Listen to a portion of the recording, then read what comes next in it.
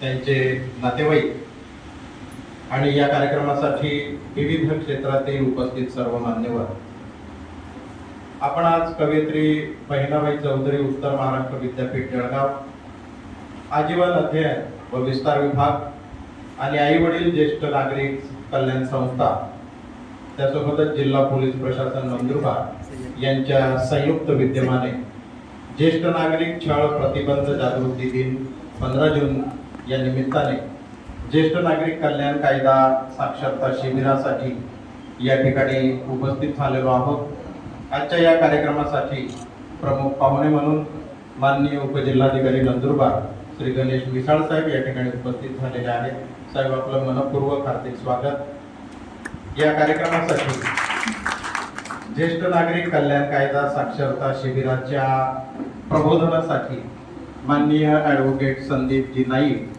विधितज्ञ, उच्च न्यायालय मुंबई या ठिकाणी उपस्थित झालेले आहेत। साहेब, आपलं सुद्धा मनपूर्वक हार्दिक स्वागत।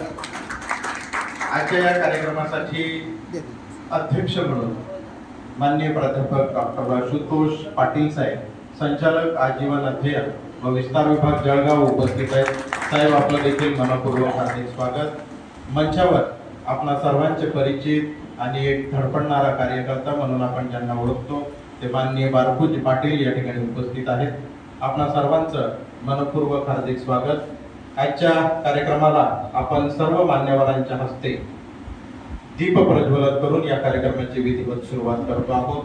तेव्हा मी मंचावरील सर्व मान्यवरांना विनंती करतो, आपण दीप प्रज्वलन करून आजच्या कार्यक्रमाचं उद्घाटन करावं।